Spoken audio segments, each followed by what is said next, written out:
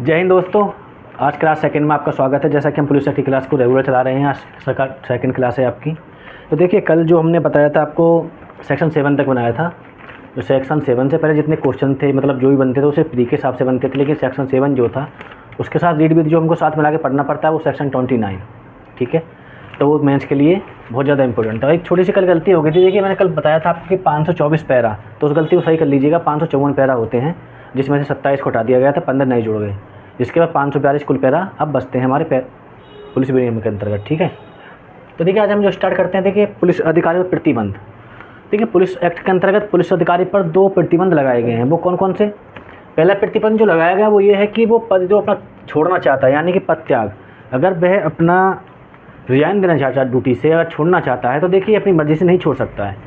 उसको उससे पहले क्या करना पड़ेगा? मान लीजिए सरकार के द्वारा कोई ऐसा अधिकारी नियुक्त किया गया है कि जिसके पास आप रिजाइन का लेटर दे सकते हैं, जो आपका रिजाइन मंजूर करेगा, या तो वो अधिकारी, या ऐसा अधिकारी अगर नियुक्त नहीं किया गया है तो जो आपका पुलिस अधीक्षक होता है, ठीक है ना, जिले का, तो उसको वह पुलिस अधिकारी जो अपना पद त्याग करना चाह रहा है तो उसको कम से कम 2 माह पहले उसको सूचना देनी पड़ेगी। ठीक है, जैसे मान लीजिए उसको 31 मार्च को अपना पद छोड़ना है, तो उसको 31 मतलब फरवरी और 31 जनवरी, यानी 2 महीना पहले उसको अपना सूचना देनी पड़ेगी। ठीक है, सबसे बड़ी बात देखिए, सूचना देने के बावजूद भी उसका पद ख़त्म नहीं होता। ठीक है, उसका पद उस दिन ख़त्म होगा जिस दिन पुलिस अधीक्षक उस आपके जो रिजाइनेशन लेटर जो उसने उसको दिया था सूचना, उसको मंजूर कर लेता है। ठीक है, यानी कि बिना उसकी लिखित अनुमति के, यानी बिना अधीक्षक की अनुमति के बिना अपने पद को नहीं छोड़ सकता है। ठीक है, तो इसमें 2 चीज़ याद रखिएगा। देखिए, सेक्शन 9 का मैं प्रोविज़न आपको बता रहा हूँ क्योंकि सिर्फ प्री में इतना पूछ लेता है कि देखिए उसको कम से कम 2 माह की सूचना देनी पड़ेगी। ठीक है,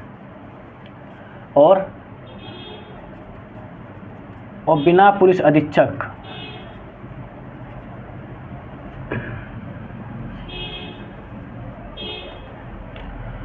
की अनुमति के अपना पद नहीं वो छोड़ सकता है। ठीक है, दूसरी बात, अब देखिए एक चीज़ और बता देता हूँ मैं आपको। एक प्रतिबंध और लगा दिया गया। जब मान लीजिए पुलिस की ड्यूटी क्या होती है, उसकी ड्यूटी होती है कि देखिए मतलब अपने ड्यूटी पर हमेशा निरंतर करते रहते रहना। अगर पुलिस वाला अगर छुट्टी पर भी है तो वो ड्यूटी पर ही माना जाएगा। ठीक है ना, ऐसा पुलिस एक्ट में हमारे प्रावधान किया गया है।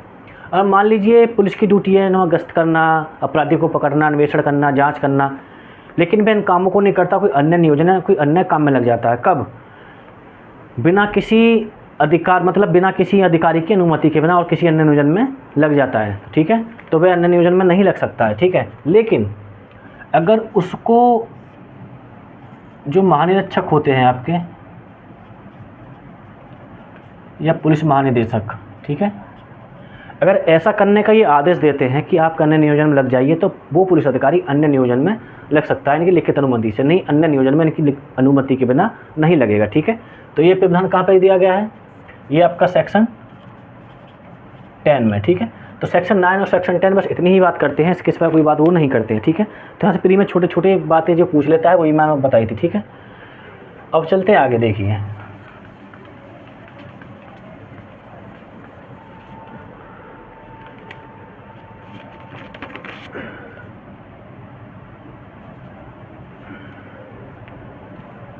अब देखिए एक बताता हूँ मैं,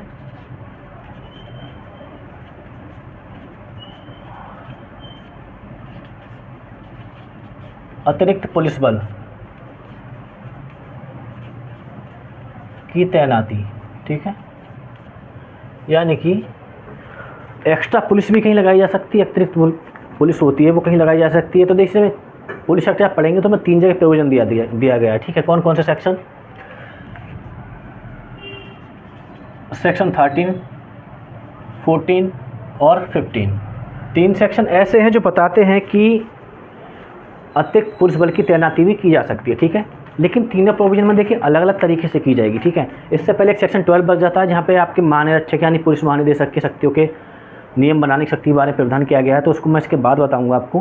पहले इसके बताता हूँ क्योंकि देखिए मेंस के लिए ये बहुत ज़्यादा इंपॉर्टेंट एक क्वेश्चन है, क्योंकि देखिए यहाँ से पूछ लेता है कि आपके पुलिस अधिनियम के अंतर्गत अतिरिक्त पुलिस बल की तैनाती के बारे में क्या प्रावधान किया गया है। ठीक है, तो देखिए या तो इन पे शॉर्ट नोट्स लिखने के सिर्फ सेक्शन 13 पर, 14 पर, 15 पर अलग अलग आ सकता है, या तीनों को मिला के पूछ सकता है। ठीक है, तो देखिए इसके बारे में प्रावधान क्या है। देखिए पहले आपको छोटा छोटा मैं बता देता हूँ। पहले सेक्शन 13 लेते हैं हम। ठीक है, देखिए सेक्शन 13 जो बात करता है 13 वो बात करता है, देखिए कि पुलिस महानिरीक्षक, ठीक है, कौन? पुलिस महानिरीक्षक, ठीक है, जिसको हम पुलिस महानिदेशक भी बोलते हैं इसके अंतर्गत, ठीक है, पुलिस महानिदेशक या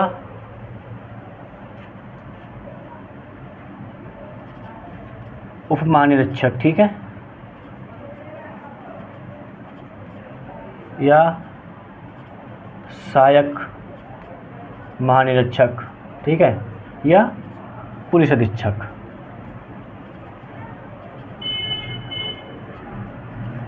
ठीक है। यानी पुलिस महानिरीक्षक, पुलिस महानिदेशक, उप महानिरीक्षक, सहायक महानिरीक्षक और पुलिस अधीक्षक। सेक्शन 13 के अंतर्गत इन अधिकारियों को पावर दी गई है कि वह किसी साधारण जिले में किसी स्थान पर अतिरिक्त पुलिस बल की तैनाती कर सकते हैं, ठीक है। किस कंडीशन में करेंगे? देखिए, पहला तो कौन नियुक्त कर सकते हैं? तो ये अधिकारी पुलिस महानिरीक्षक, पुलिस महानिदेशक, उप महानिरीक्षक, सहायक महानिरीक्षक और पुलिस अधीक्षक, ठीक है। इनको पावर दी गई है कि वह पुलिस अधिनियम के अंतर्गत सेक्शन 13 के अंतर्गत किसी स्थान में, ठीक है। कब करेंगे? जब कोई व्यक्ति इनको आवेदन करता है, ठीक है। मान लीजिए किसी व्यक्ति ने कोई आयोजन किया किसी स्थान पे, मान लीजिए कोई सभा बुलाई, कोई जुलूस करवाया या कोई यज्ञ कुछ भी करवाया, अब वो चाहता है कि यहाँ पे माहौल बिगड़ सकता है, ठीक है। जैसे आप देखा होगा, जैसे भागवत होती है गांव में या कोई जलसा होता है, कुछ भी होता है तो पब्लिक आती है और जो लोग उसको करवाते हैं तो वो क्या करते हैं कि उसके लिए एक आवेदन दे सकते हैं, ठीक है। मतलब आवेदन देंगे पुलिस वालों को, उससे पूछेंगे भाई हमें थोड़ा पुलिस वाला अतिरिक्त चाहिए आपके जो हमारे यहाँ पे हैं, तो ये अधिकारी को पावर दी गई है कि वहाँ पे ये अतिरिक्त पुलिस बल की तैनाती उस स्थान में कर सकते हैं, ठीक है। लेकिन कब करेंगे? किसी व्यक्ति के आवेदन देने पर, जो व्यक्ति आवेदन करता है, ठीक है।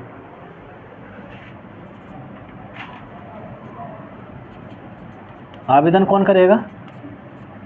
कोई भी व्यक्ति, ठीक है। दूसरा, अब जो ये अतिरिक्त पुलिस बल की जो तैनाती की जा रही है, इसका खर्चा कौन वहन करेगा? तो देखिए, इसके खर्चा के बारे में प्रावधान किया गया है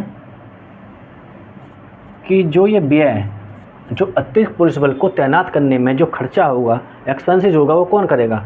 जो व्यक्ति आवेदन करता है, यानी कि आवेदन करने वाला व्यक्ति, ठीक है, यानी कि आवेदन करने वाला व्यक्ति इस खर्चे को वहन करेगा, ठीक है। तो सेक्शन 13 में क्या दिया गया है कि जब किसी स्थान में, ठीक है, किसी व्यक्ति द्वारा बताया जाता है कि किसी स्थान में अतिरिक्त पुलिस बल की तैनाती की आवश्यकता है, तो ये अधिकारी वहाँ क्या करेंगे? अतिरिक्त पुलिस बल को तैनात कर सकते हैं, ठीक है। लेकिन अतिरिक्त पुलिस बल की तैनाती में जो व्यय होगा वो उस व्यक्ति के द्वारा वहन किया जाएगा, वही उसका खर्च उठाएगा जिस व्यक्ति के द्वारा ऐसा आवेदन किया गया था, ठीक है। तो देखिए सेक्शन 13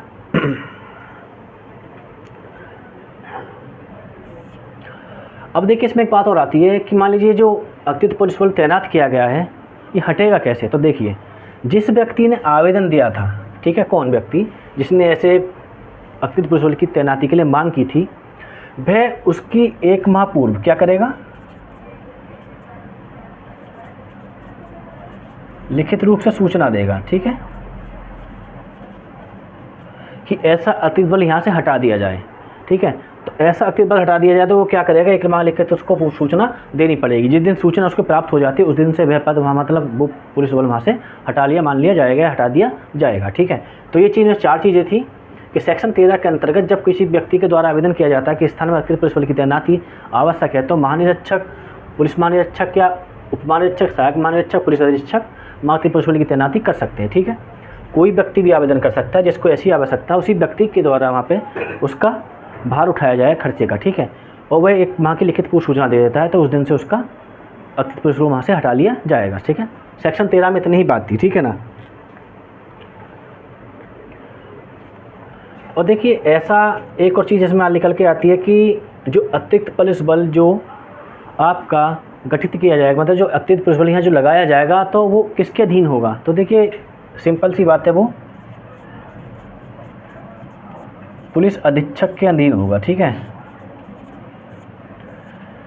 चाहे वो पुलिस महानिरीक्षक के द्वारा लगाया जाए, इसके द्वारा लगाया जाए, इसके द्वारा लगाया जाए, लेकिन वो किसके अधीन होगा? वो पुलिस अधीक्षक के अधीन होगा, ठीक है। इतनी बात याद रखिएगा, ठीक है। अब बात करते हैं सेक्शन 40 की, ठीक है। सेक्शन 40 किस बारे में बात करता है? देखिए सेक्शन 40 बात करता है, पहले देखिए सेक्शन 40 में क्या अंतर है। सेक्शन 40 के अंतर्गत कौन नियुक्त करेगा? अतिरिक्त पुलिस बल की तैनाती। देखिए इसके अंतर्गत जो अतिरिक्त पुलिस बल तैनात करेगा वो करेगा आपका महानिरीक्षक, ठीक है, या पुलिस महानिदेशक, ठीक है।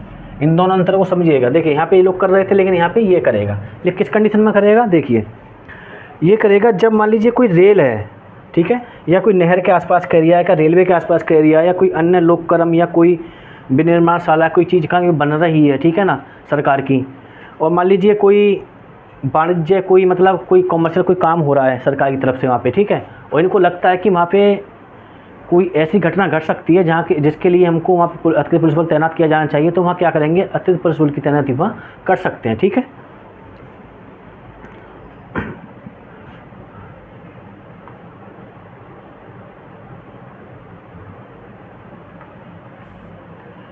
अब देखिए बात करते हैं हम सीधा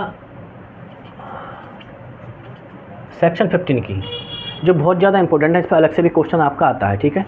ये बात करता है कि आपका जो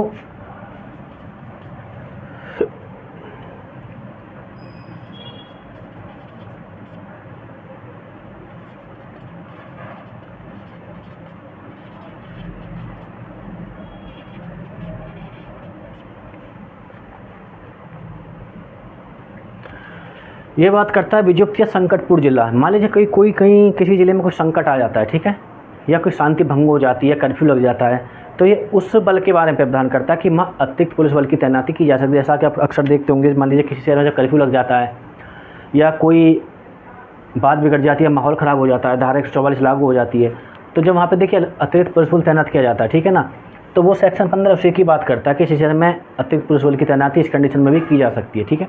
कैसे कैसे की जाएगी, तो उस चीज़ को हम देखिए समझेंगे यहाँ पे, ठीक है। देखिए फर्स्ट इसमें क्या है, फर्स्ट इसमें यह है कि जब किसी ज़िले में या किसी स्थान में जब संकट में स्थिति बन जाती है, विद्युतपूर्ण स्थिति बन जाती है, कोई शांति परिशांति हो जाती है, ठीक है, तो राज्य सरकार क्या करेगी? उद्घोषणा जारी करेगी, ठीक है, कि उस इलाके में अतिरिक्त पुलिस बल तैनात किया जाए, ठीक है। तो किसके द्वारा किया जाएगा? राज्य सरकार के द्वारा। राज्य सरकार इस संबंध में घोषणा करेगी, ठीक है। देखिए तीनों चीज़ों में चेंजिंग था, यहाँ पे ये लोग कर रहे थे, यहाँ ये लोग कर रहे थे, ठीक है, लेकिन इनको देखिए अनुमति की आवश्यकता होगी, राज्य सरकार अनुमति ये लेंगे, ठीक है, लेकिन पावर इन्हीं के पास दे रखी थी। लेकिन यहाँ राज्य सरकार खुद से संज्ञान लेके मतलब खुद ही यहाँ पे उद्घोषणा को जारी करेगी, ठीक है।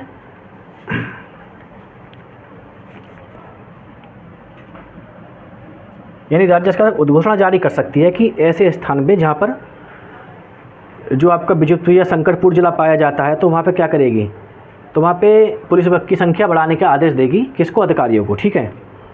अब इसमें जो दूसरी बात है देखिए वो ये है कि आपका पुलिस महानिरीक्षक या पुलिस महानिदेशक या राज्य सरकार ऐसे व्यक्ति को जिसको ऐसा पुलिस अतिरिक्त पुलिस बल का अधिकार दिया गया है, अतिरिक्त जो पुलिस बल है जिस व्यक्ति को अधिकार दिया है कि आप वहाँ पर जाकर इतना पुलिस बल लगाइए, तो वह व्यक्ति देखिए क्या करेगा? यानी राज्य सरकार के द्वारा या महानिरीक्षक के द्वारा प्राधिकृत वह व्यक्ति जिसको अतिरिक्त पुलिस बल को लगाने का मतलब आदेश दिया गया है, अधिकार दिया गया है, तो वह व्यक्ति देखिए दो कार्य करेगा। क्या क्या करेगा?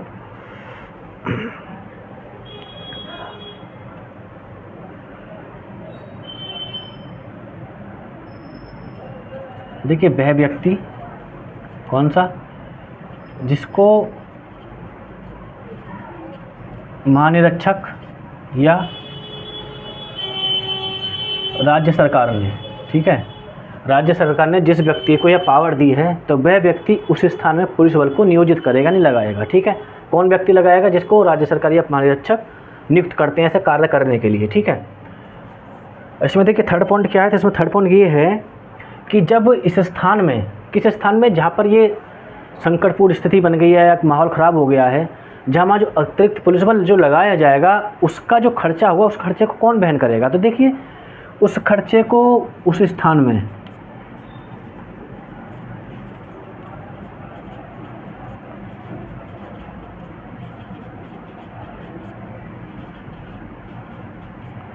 यानी कि उस स्थान में रहने वाले व्यक्तियों द्वारा अतिरिक्त पुलिस बल लगाने में जो खर्चा होगा उसको किसके द्वारा वहन किया जाएगा? उस स्थान में रहने वाले व्यक्तियों के द्वारा उसको वहन किया जाएगा। ठीक है।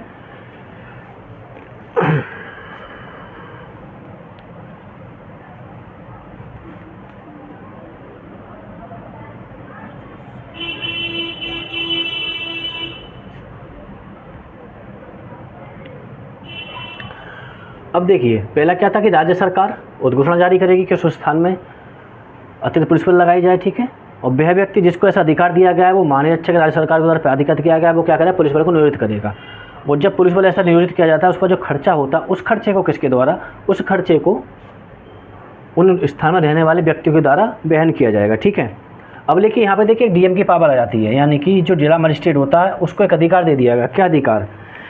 कि जिले का जो मजिस्ट्रेट होता है, ठीक है ना, अगर उसको आवश्यक लगता है या जांच करने के बाद उसको पता चलता है कि कोई निवासी, ठीक है, जो उसे वहन करने का जिसके ऊपर दायित्व है, मतलब जो निवासी है जिनके ऊपर खर्चे को देने का दायित्व दिया गया है कि आपको ये खर्चा वहन करना पड़ेगा, तो वह मजिस्ट्रेट क्या करेगा? देखिए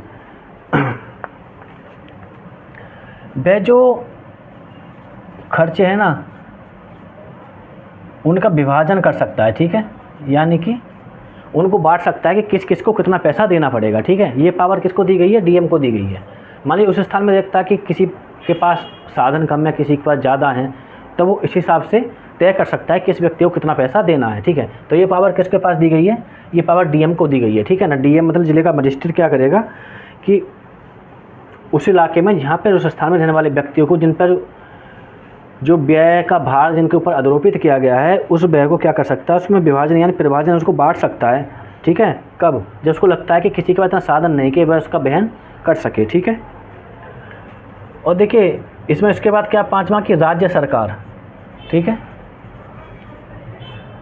यहाँ डीएम जिला मजिस्ट्रेट क्या कर रहा था कि डीएम इसको क्या था, सिर्फ ये खर्चों को बांट रहा था। ठीक है। इसको और कोई अधिकार नहीं दिया था, मतलब खर्चों को किसी पे कम किसी पे ज़्यादा करने का अधिकार इसको दिया गया था। लेकिन राज्य सरकार को क्या दिया गया था कि जो राज्य सरकार होती है वो जो खर्चा है यानी कि जो व्यय हुआ है या व्यय, ठीक है, और जिन व्यक्तियों पर उसको, ठीक है ना, देने का जो भार आरोपित किया गया है, तो राज्य सरकार उस दायित्व से उनको छूट प्रदान कर सकती है, किसी वर्ग को या सभी लोगों को। ठीक है। यानी कि किसी वर्ग को या किसी भी व्यक्ति को या सभी व्यक्तियों को राज्य सरकार को पूरी पावर दी गई है कि वह किसी व्यक्ति या सबके संबंध में, किसी के संबंध में, किसी वर्ग के संबंध में क्या कर सकता है? उस व्यय से, मतलब उसको व्यय के देने से उसको छूट प्रदान कर सकता है। ठीक है।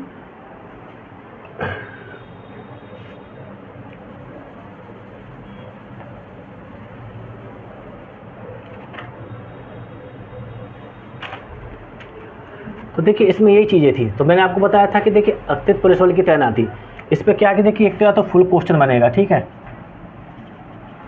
या शॉर्ट नोट्स आ सकता है, तीनों पर अलग अलग लिखने के लिए। ठीक है। लेकिन जो आपका सेक्शन 15 है, सेक्शन 15 पर देखिए फुल क्वेश्चन भी आता है और शॉर्ट नोट्स भी आता है। ठीक है। तो पूछ लेता है कि अतिरिक्त पुलिस बल की तैनाती के बारे में पुलिस अधिनियम में क्या क्या प्रावधान किए गए हैं। ठीक है ना। तो 13, 14, 15 में अलग अलग प्रावधान किए गए ना। 13 में क्या प्रावधान किया गया कि 13 में जो किसी व्यक्ति को अतिरिक्त पुलिस बल की आवश्यकता होती है तो उसके आवेदन पर पुलिस महानिरीक्षक को जो अधिकारी दिए गए इनके द्वारा मतलब पुलिस बल की तैनाती की जा सकती है। ठीक है। और इनकी तैनाती के संबंध में जो खर्चा हो किसके द्वारा होगा? वो आवेदन देने वाले व्यक्ति के द्वारा ही वहन किया जाएगा। ठीक है। 1 लाख वहाँ की लिखित सूचना के द्वारा उसके पुलिस बल को वहाँ से हटाया जा सकता है। ठीक है। 14 में क्या था कि देखिए जब कोई विनिर्माण होता है, कोई चीज़ बनती है, कहीं मान लीजिए कोई रिसर्च हो रही है या कोई रेलवे का आसपास की नहर के आसपास कोई निर्माण हो रहा है, कुछ भी हो रहा है, तो वहाँ देखिए सरकार मतलब अधिकारी को लगता है कि वहाँ अतिरिक्त पुलिस बल तैनात किया जाना चाहिए। ठीक है ना। वहाँ आवश्यक है तो वहाँ पे राज्य सरकार की मंजूरी से अतिरिक्त पुलिस बल को वहाँ तैनात वो कर सकता है। ठीक है।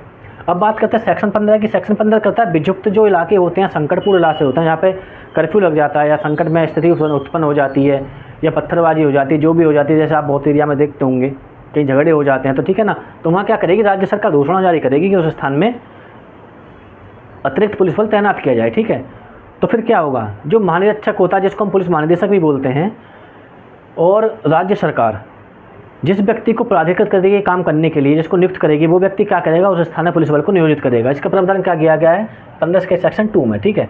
और उस स्थान में रहने वाले व्यक्ति जो अतिरिक्त पुलिस बल जो होता है, जो तैनात किया जाता है, अगर वो पुलिस बल पर जो खर्चा होगा वो वहाँ के रहने वाले व्यक्तियों के द्वारा देय होगा, ठीक है। लेकिन जिला मजिस्ट्रेट को, जो जिला का जिला मजिस्ट्रेट होता है, उसको ये अधिकार दिया गया है कि उस खर्चे को इस प्रकार बांट सकता है, सबके साधनों को ध्यान में रखते कि किसी व्यक्ति के पास कितना व्यय देने का साधन नहीं है तो उस व्यय को आपस में वो बांट सकता है, ठीक है। लेकिन राज्य सरकार को पूर्ण शक्ति प्रदान करी गई है कि वो चाहे तो किसी विशेष वर्ग को या सभी व्यक्तियों के संबंध में उस खर्चे को माफ़ कर सकती है, ठीक है। तो ये देखिए अतिरिक्त पुलिस बल के बारे में ये प्रावधान था। तो इतना ही था इसमें। इन सबको आप मिला कर लिखेंगे तो पूरा एक मेंस का क्वेश्चन बन जाता है, ठीक है। ये मैं समझा रहा था। देखिए ऐसा नहीं है कि आपको इसमें एक हेडिंग इन थी, इनमें आपको थोड़ा थोड़ा लिखना भी पड़ेगा, ठीक है ना। तो इस तरह से ये आपका एक मेंस का क्वेश्चन था, ठीक है। तो आज की वीडियो में इतना ही था। फिर कल एक नए सेक्शनों के साथ कल एक नई वीडियो में उपस्थित होंगे। जब तक की धन्यवाद।